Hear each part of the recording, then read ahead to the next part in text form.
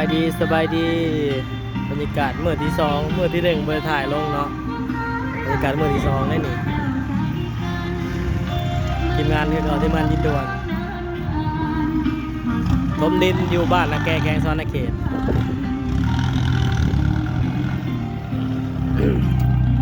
ถอยอ๋อ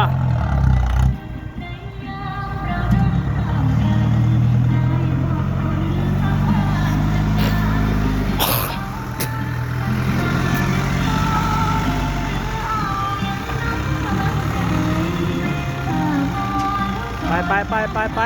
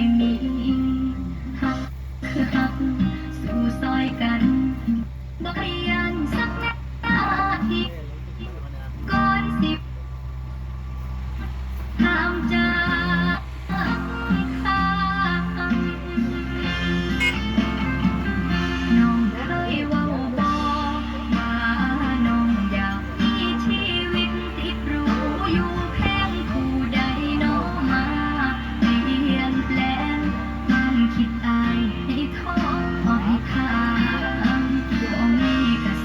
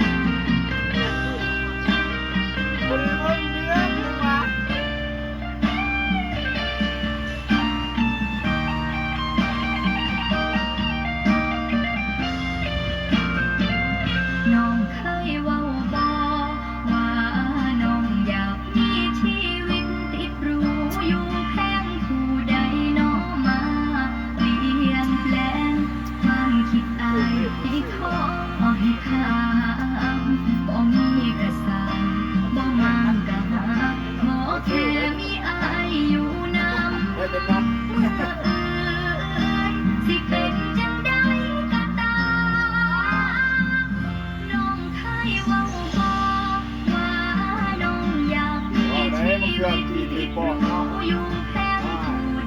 า3 ล้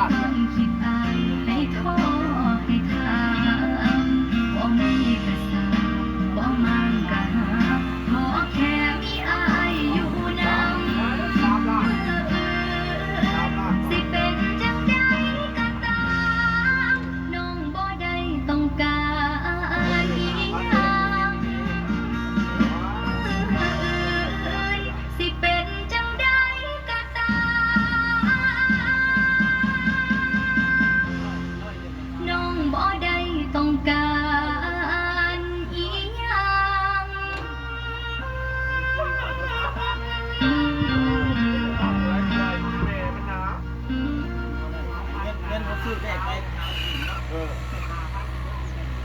น้องเคยเว้าบอกว่าน้องอยากมีชีวิตติดหรูอยู่แพงผู้ใดน้องมาเปลี่ยนแปลงความคิดอายให้ท้อให้ทางบ่มีกระสับบ่มังกะขอแค่มีอายอยู่นำ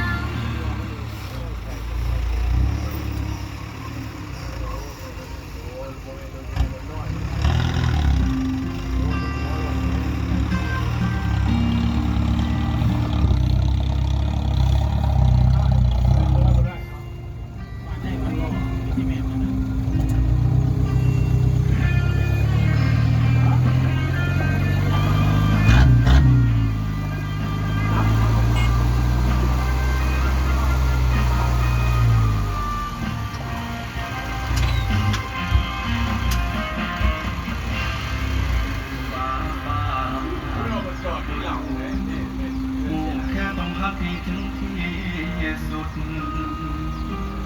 ใจของไอ้มันหยุดลงมองจอดลงที่เจ้า ทั้งที่ไอ้คนนี้มันก็บ่ดีปานใดเจ้าก็ยังเป็นคนเข้ามาบังแงงรับเอาชีวิตข้างทางเงาถือเจ้าเอาฟ้าพักเดียวยา จากวันที่ฟ้านั้นเคยมองเจ้าเป็นคนมาเพิ่มแสงสว่างเติมแห่งใจขออยู่ข้างๆบอกเคยสนทำคนนินทาชีวิตที่เคยเสียสูญได้เจ้าชุดดึงอ้ายขึ้นมาหูคักแล้วเด้อน้องลาว่าหักแท้คือเจ้าคนนี้ คนธรรมดาแต่ว่าพิเศษที่สุดหัวใจของอายมันหยุดลงที่เจ้าเท่านั้นอายหักเจ้าหลายเด้อขอบคุณเธอที่บ่ทิ้งปากันหักแท้มีแค่เจ้าเท่านั้นหักเจ้าที่สุดเด้อคนธรรมดาแต่ว่าพิเศษสำหรับอาย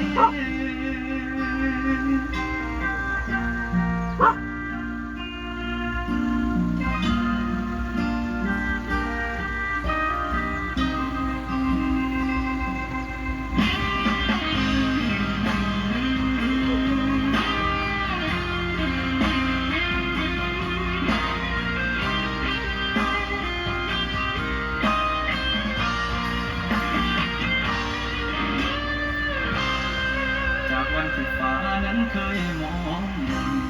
เจ้าเป็นคนมาเพิ่มแสงสว่างเติมแห่งใจขออยู่ข้างๆบอกเคยสนทำคนนินทาชีวิตที่เคยเสียสูญได้เจ้าชุดดึงอ้ายขึ้นมาหูคักแล้วเด้อน้องลาว่าหักแท้คือเจ้าคนนี้ คนธรรมดาแต่ว่าพิเศษที่สุดหัวใจของอายมันหยุดลงที่เจ้าเท่านั้นอายหักเจ้าหลายเด้อขอบคุณเธอ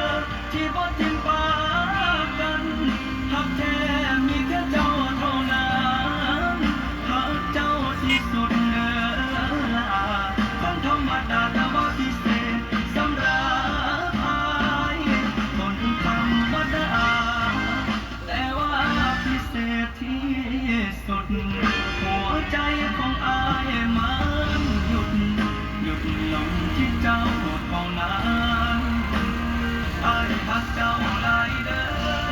ขอบคุณเธอที่บ่ทิ้งฟ้ากันรักแท้มีแค่เจ้าเท่านั้นรักเจ้าที่สุดเลยก็ธรรมดาแต่ว่าพิเศษต้องรัก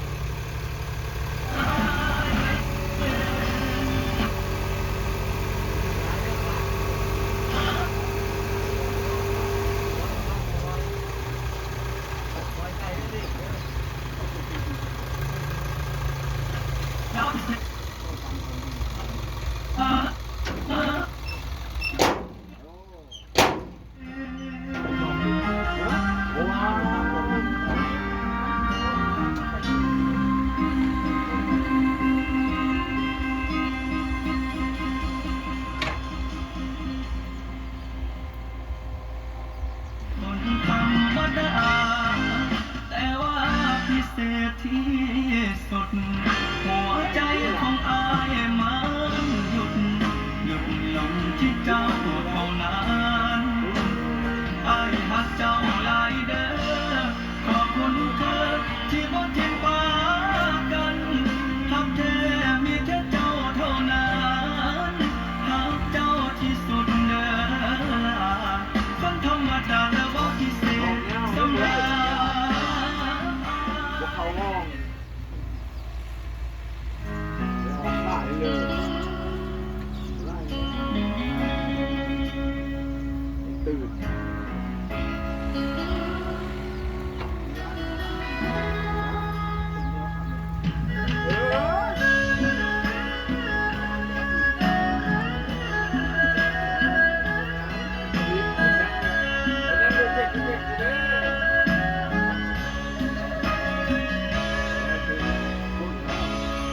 เหมือนคนที่หมดความหมาย